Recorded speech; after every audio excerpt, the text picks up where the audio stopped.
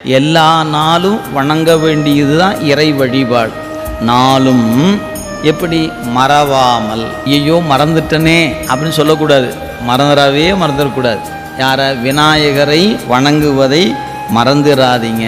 நாளும் நீங்கள் பழகி வரணும். அவருக்கு ஒரு வணக்கத்தை எப்போ எங்கே பாடினாலும் எங்கே சிந்தித்தாலும் விநாயகப் பெருமானை நெஞ்சில் நிறுத்தி ஒரு பாட்டு அவரை பாடி வணங்கி கொள்வதை வழக்கமாக கொள்ள வேண்டும்.